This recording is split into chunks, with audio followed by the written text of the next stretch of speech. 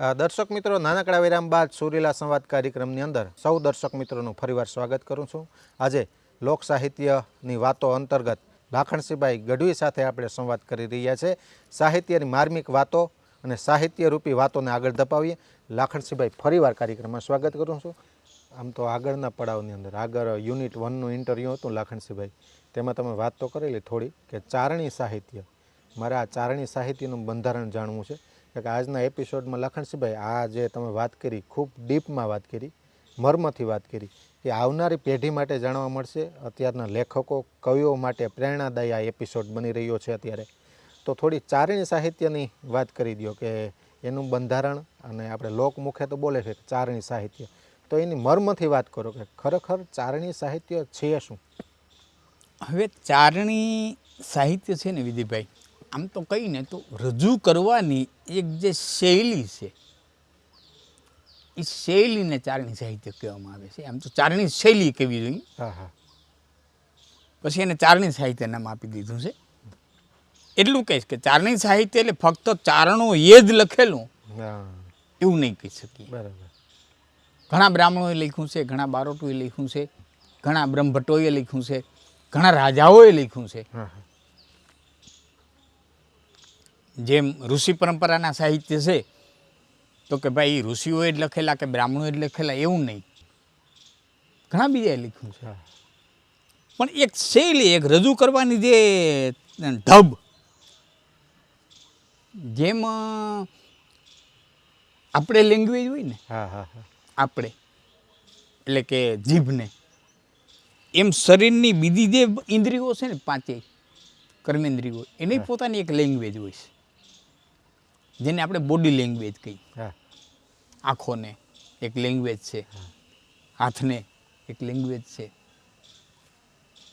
તો એને જે રજૂ કરવાની જે ઓલી છે, એ ચારની ઢબે રજૂ થાય.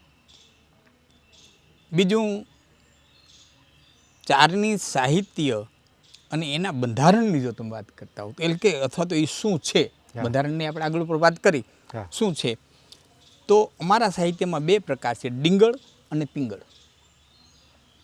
હવે ડિંગળ સમજનારાય ઓછા છે અને લખનારાય ઓછા છે, લુપ્ત થતું જાય છે.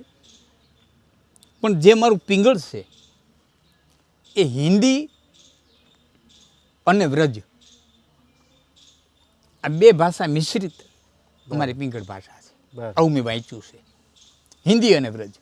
દાખલા તરીકે અમારા સાહિત્યમાં અથવા લોક સાહિત્યમાં વાત કરીએ તો સાડી શબ્દ આવે. સાડી એટલે જે બૈરાઓ પહેરે એને સાડી કહેવાય. પણ અમારા સાહિત્યમાં એને માટે શબ્દ વપરાય સારી. વ્રજમાં સારી વપરાય. सारी बीच नारी है कि नारी बीच सारी है, सारी ही कि नारी है कि नारी ही कि सारी है. વ્રજ અને હિન્દી મિશ્રિત એટલે પિંગળ સાહિત્ય. પણ એનો અર્થ એવો નથી કે એમાં વ્રજ કે સુરસેની કે જૈનોની જે ભાષા છે અર્ધમાગધી, કે બૌદ્ધોની જે ભાષા છે પાલી એટલી છે. ના, એમાં આવે તો સાહિત્યમાં, કવિતામાં છે ને કોઈ પણ ભાષા વાપરવાનો બાધ નથી. હિન્દી ગીતોમાં તમે જોઈજો કે કોઈ પણ ગુજરાતી શબ્દ ઉપાડીને મૂકી દઈએ. હિન્દીમાં માત્રા વધી જતી હોય તો ગુજરાતીમાં એ શબ્દો મૂકી દઈએ. હિન્દી ગીતોમાં ઘણા એવા શબ્દો છે. એમ સાહિત્યમાં ક્યાંય પાલીનો શબ્દ આવી જાય ક્યાંય, અને આપણી એરિયાથી એટલા બધા શબ્દો ભળી ગયા છે બીજા ફારસીના, ઉર્દૂના, તો આવી જાય સહજ રીતે.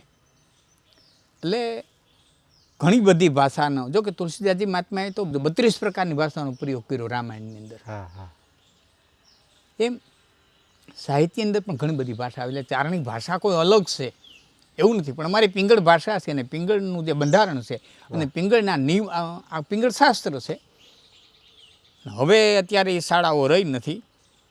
ભુજની અંદર એ શાળાઓ અમારી હતી અને એ પિંગળ ભણતા ત્યાં જે અમુક વર્ષોનો જે અભ્યાસ બ્રહ્માનંદજી સ્વામિનારાયણ સંપ્રદાયમાં એ ત્યાં ભણેલા.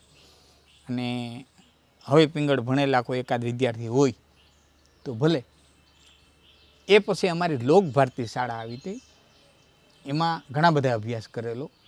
એ લોક સાહિત્ય માટેની હતી, લોકભાતિક વાત, પણ એ બંધ થઈ ગઈ. હવે તો જેને શીખવું હોય ને એ વાંચીને શીખે.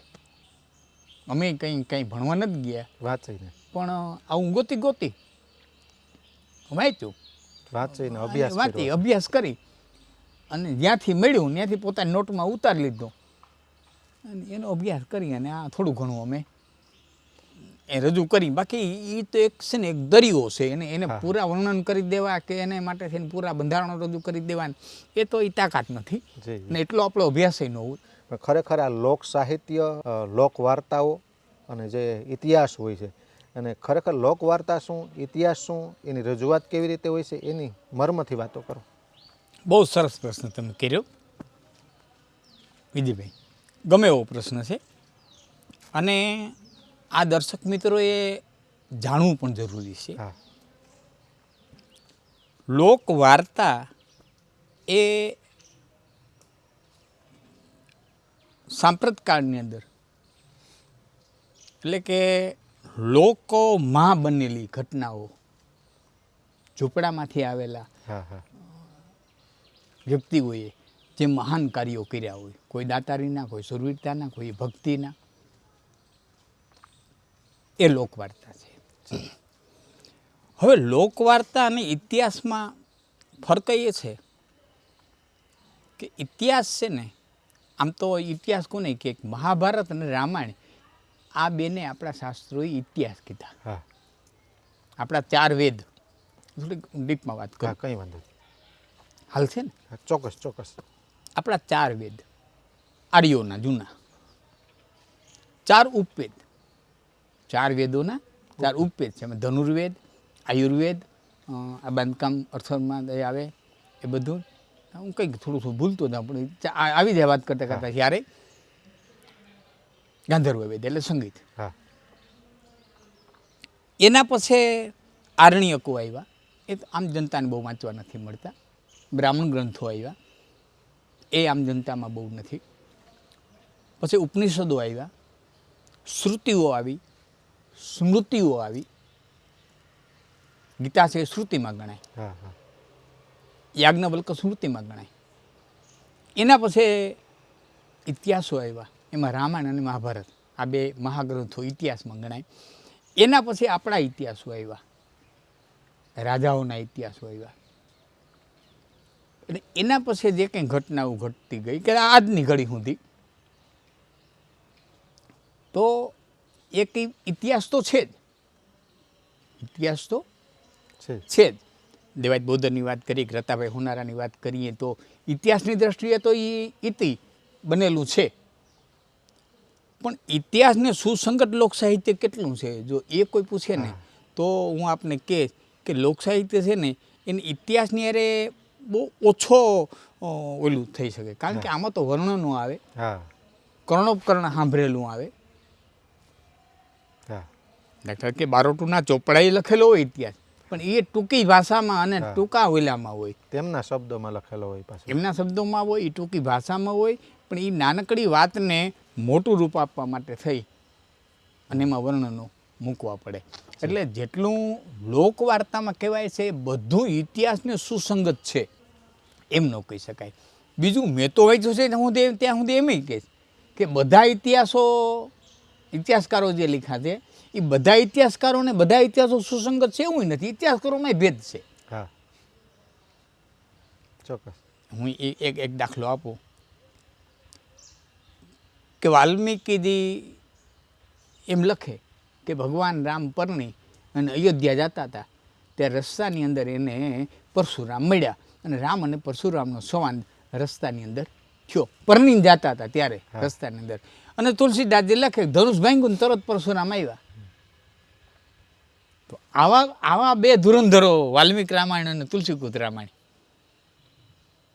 એમાંય જો આટલો ડિફરન્સ જોવા જડતો હોય તો લોકવાર્તામાં તો એક લોકવાર્તા કરે, બીજો કરે, ત્રીજો કરે, થોડો માઇનોર ફરક તો રહેવાનો જ છે.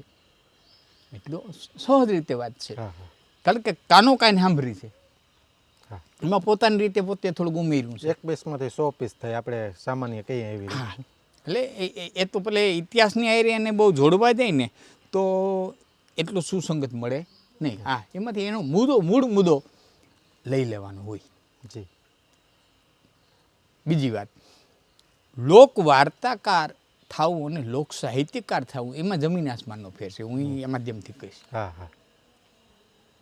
લોક સાહિત્યકાર થવું એ ઘણું સહેલું છે વિધિભાઈ. લોક સાહિત્યકાર થવું ને એ ઘણું સહેલું છે. કારણ કે સાહિત્યકારના જે ધોરણધરો 4-5 જણા હોય એને તમે સાંભળી લ્યો અને પછી એમાંથી તમે તમારી રીતે ભેરું કરી અને રજૂ કરો તો લોક સાહિત્યકાર થઈ શકાય. લોક વાર્તાકાર થવું હોય તો લોક વાર્તાકારને ઘણું બધું ધ્યાન રાખવું પડે. એમાં સ્ટેજમાંથી રજૂ કરતા તો ઘણું બધું ધ્યાન રાખવું પડે. વિજયભાઈ, આપ ઇન્ટરવ્યૂ લ્યો છો બધાના અને બોલો છો, આટલા વર્ષના તમારા અનુભવ તમને ખ્યાલ આવ્યો હોય છે કે માણસ સામાન્ય રીતે ઘેરે બેઠો હોય ને ઇન્ટરવ્યૂમાં બેઠો હોય એમાં જમીન આસમાનનો ફેર હોય. એની વાણીમાં, એના વર્તનમાં, એના જોણમાં, એના બોલીમાં. તો કલાકાર ઘેરે હોય, કલાકાર ગાડીમાંથી ઉતરે, કલાકાર ઓડિયન્સ વચારે જતો હોય અને કલાકાર સ્ટેજમાંથી જાય. આ બધા સ્ટેપે જુદું હોય, અલગ અલગ હોય. સ્ટેજનો એક પાવર હોય. અને અમારી દેહી ભાષામાં અને રમૂજની ભાષામાં કહું તો સ્ટેજ હોય કે વ્યાસપીઠ હોય પણ એક એનો એક નશો હોય અને એ નશાને કોણ કેટલો ઝીરવી હગે છે એટલો ઈડાયો. વાહ વાહ, સરળતા હોવી જોઈએ. એ એક નશો તો ચડે જ બધાને, પણ એ નશો વાણીમાં વ્યક્ત ન થાય અને ઝીરવી જાય એ એટલો ઈડાયો. ચોક્કસ. એટલી એની જાગૃતિ, એટલી એની પ્રજ્ઞા પ્રબળ કે આ નશાને કેટલો ઝેરવી હીગો. બાકી ચડે તો ખરો જ નાના મોટો. તો લોકવાર્તાકારે લોકવાર્તા રજૂ કરતા પહેલાં કોઈ નશામાં તણાયા વિના એક તો કયો પ્રસંગ છે પેલું ધ્યાન રાખે. બીજું, ઓડિયન્સમાં કોણ છે, કેનો પ્રસંગ છે, કયો પ્રદેશ છે, એનું એ ધ્યાનમાં રાખીને જ્યારે લોકવાર્તા કરવા જાય તો લોકવાર્તા જે કરવી છે એ લોકવાર્તાકારને ભૌગોલિક જ્ઞાન હોવું જરૂરી છે. ચોક્કસ. રાજસ્થાનની વાર્તા આવતી હોય તેમાં કોઈ દી ક્યાંય દરિયો આવવો જોઈએ નહીં. એમાં દરિયો આવે નહીં. તો લોકવાર્તાકારને એ ખ્યાલ રાખવો પડે હું જે દેશની, જે પ્રદેશની, જે સ્થળની વાર્તા કરું છું ત્યાંનું વાતાવરણ કેવું છે, એની નદી કઈ છે, એની આજુબાજુનો પહાડ કયો છે. 2 ગામ વચ્ચેની વાત કરું છું તો એક ગામથી બીજે ગામ મિતિયાળાની આયરાણીને હાલી અને ખાંભા મોકલવી છે તો મિતિયાળાને આ ખાંભાની વચ્ચે અંતર કેટલું છે, કેટલા વાગે હાલતી કરી હોય તો કેટલા વાગે ત્યાં પહોંચી શકે. ચોક્કસ. બીજું, જે મારી વાર્તા હાલી જાય છે એમાં સવાર થયું છે તો સવારનું વર્ણન કેવું છે, બપોર થયા છે બપોરનું વર્ણન કેવું છે, સાંજ થઈ છે સાંજનું વર્ણન, રોંઢો થયો છે રોંઢાનું વર્ણન, રાત થઈ છે રાતનું વર્ણન, સંધ્યા, આ બધા વર્ણનોનો એને ખ્યાલ હોવો જોઈએ. પણ ઘોડું હાલે તો કેમ હાલે, હાંડિયું હાલે તો કેમ હાલે, તરવાલ હાલે તો કેમ હાલે, ભાલું હાલે તો કેમ હાલે, કટારી હાલે તો કેમ હાલે, એનું એને જ્ઞાન હોવું જોઈએ. એટલે લોકવાર્તાકાર થવું એ ઘણું કઠિન છે. ચોક્કસ. અને સાંભળનારો વર્ગ અમે જે બોલીએ એને પરબારો ઇતિહાસની યારે મૂલવવા જાય તો એ બહુ શક્ય નથી. ઇતિહાસ આમ કહે છે, ઇતિહાસ ઇતિહાસ છે. ચોક્કસ. લોકવાર્તા છે. જેમ 2 વસ્તુની ઘણી વખત તુલનાત્મક થઈ છે, ઘણી વખત 2 વસ્તુની તુલનાત્મકતા ન હોય એમ આ બેને છાબડે ન મુકાય. ચોક્કસ. કારણ કે લોકવાર્તા કરનારો છે ને એ પરંપરાથી સાંભળતી આવી વાત કરે છે અને એમાં એ પોતાના મગજથી એમાં અને શાસ્ત્રકારો એ જ કર્યું છે ને. રામના વખતમાં વાલ્મીક હતા, પછી એની જેટલી રામાયણ લખાણી કોઈ રામના વખતમાં ક્યાં હતા, તો એને વાલ્મીક ઉપરથી લીધું, પછી એમાં પોતાનું ઉમેર્યું. એમ લોકવાર્તા કરે કોઈ બાળક પાસેથી, કોઈ વ્યક્તિ પાસેથી, કોઈ ઇતિહાસકાર પાસેથી એને સાંભળ્યું હોય અને એમાં પાછું પોતાનું ઉમેર્યું હોય. આવું હોવું જોઈએ. અને સાહિત્યની અનેક વાતો કરી લાખણસિંહભાઈ. હવે આધુનિક સાહિત્યની વાત કરવી છે. અત્યારે કલાકારો જે લોક ડાયરો, સંતવાણીમાં સાહિત્ય આપે છે આધુનિક સાહિત્ય અત્યારે બોલાય છે, આ સાહિત્યને તમે કેવું મૂલવો? એ તો શું છે વિજયભાઈ કે જેવો સમાજ અને જેવું એનો આઈક્યુ સાંભળનારાનો અને બોલનારાનો. હા ઘણી વખત શું છે એક સાહિત્યકાર એવો છે કે એની પાસે ભરપૂર સાહિત્ય છે, હા ભરપૂર છે, પણ આમાં અથોક છે સાહિત્ય, એટલું વાંચ્યું છે, એટલું સાંભળ્યું છે, ભરપૂર છે, પણ બધું અસ્તવ્યસ્ત છે. હા એને જે રીતે જે ઢાળમાં રજૂ થવું જોઈએ ને એ ઢાળમાં ન થતું હોય. અમારે રમૂજમાં વાત કરું, હા હા અમારે એક ભાઈને પાસે ખૂબ સાહિત્ય એટલે એક જાણકાર વ્યક્તિ કીધું કે તમારી પાસે સગવડતા ખૂબ છે, હા બંગલોય મોટો છે અને તમારી પાસે વસ્તુય જાદી છે,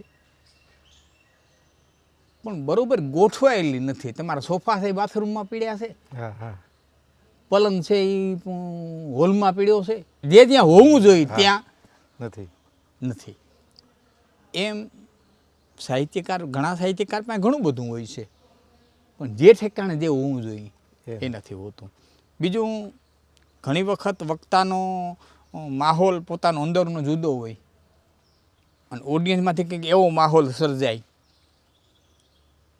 કે એને આખી વાત ચેન્જ કરી નાખવી પડતી હોય, હા અથવા ચેન્જ થઈ જાય, અથવા તેની લય તૂટે, અથવા તો એની જે ધારા વહી જતી હોય ધારા તૂટે.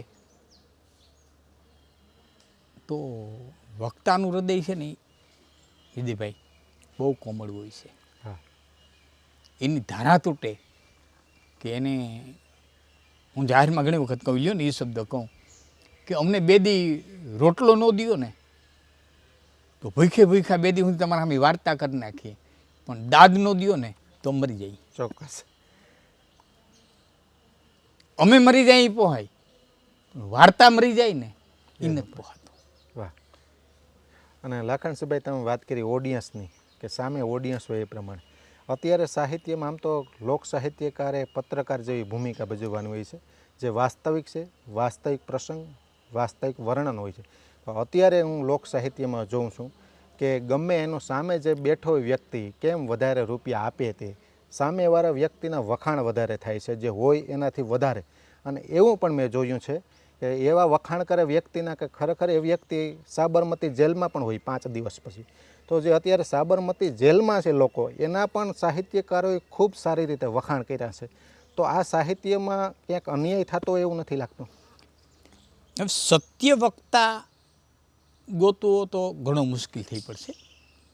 બીજી વાત, સત્ય આપણે એમ કે સત્ય કડવું હોય, સત્ય અમૃત છે, સત્ય નામ પરમાત્મા છે, સત્ય એટલે ઈશ્વર, સત્ય એટલે મધુર. સત્ય કોઈ દિવસ કડવું હોતું નથી, પણ હામાવાળાની પસંદગી નથી એટલે એને કડવું લાગે છે.